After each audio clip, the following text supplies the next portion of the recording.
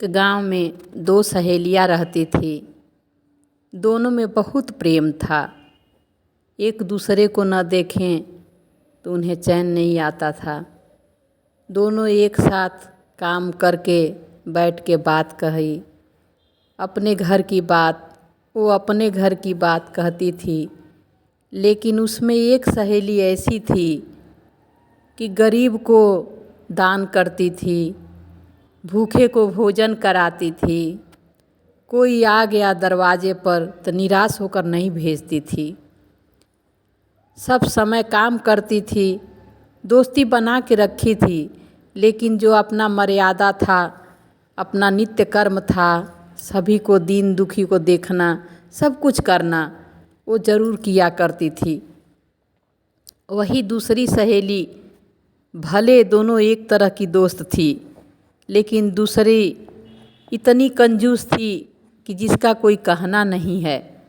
उनके घर में बहुत सारे गाय थी, दूध देती थी। कोई यदि आता था उनके घर, बोलता था चाची मुझे थोड़ा दूध दे दीजिए।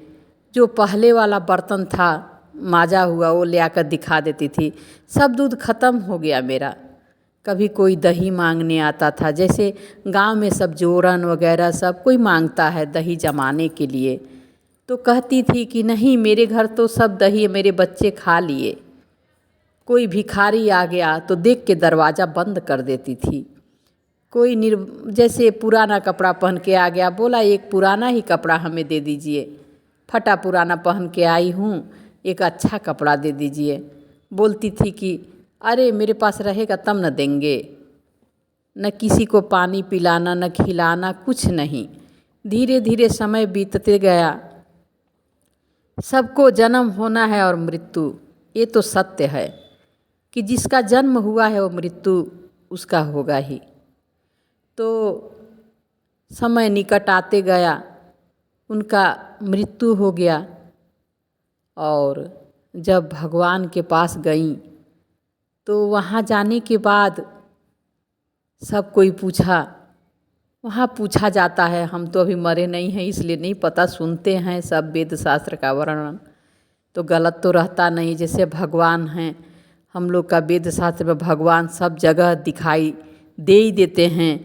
किसी के रूप में ही भगवान आ जाते हैं, तो भगवान भेजते हैं कि जाओ मेरा काम करो। भगवान सबको रास्ता दिखाने उंगली पकड़ के थोड़ी न आएंगे। कोई हमारा हेल्प कर दिया तो समझ लीजिए वो उन्हीं को भगवान भेजे हैं, वही भगवान हैं।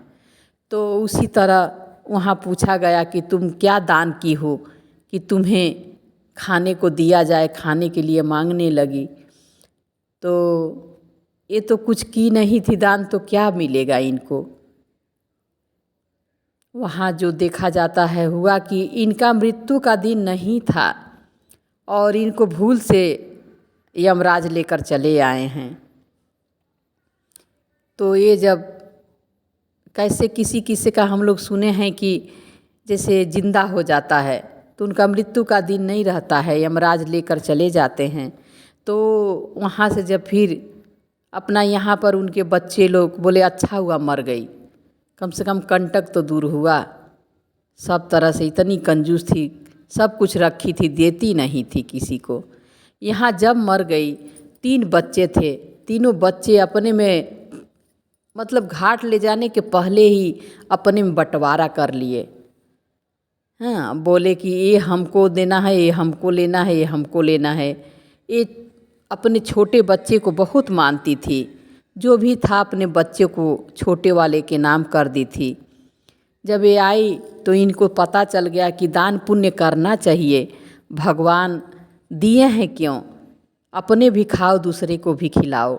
ये नहीं कि पूरा दान कर दो, हम ये भी नहीं कहेंगे, लेकिन कुछ कमाई का अंश हर समय दान करना चाहिए। कोई भूखा मनुष्य आ जाए तो उसे ज़रूर खिला देना चाहिए उस इंसान को।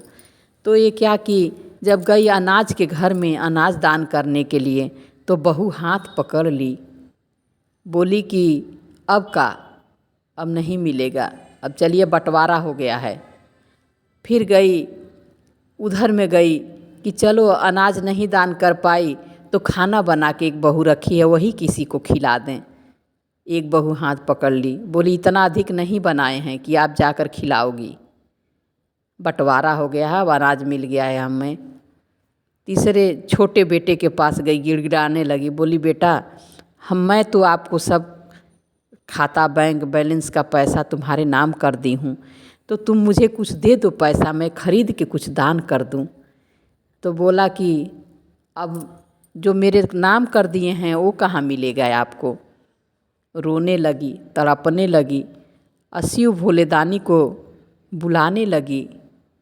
तो भोलेनाथ तो बहुत दयालु है, इतने दयालु हैं कि कोई ऐसा नहीं है जिसे भोलेनाथ उद्धार नहीं किए हैं, उसके ऊपर दया नहीं किए हैं। ऐसा कोई नहीं है, जो श्रद्धा से गया है उसको भोलेनाथ अपने शरण में ले लिए हैं।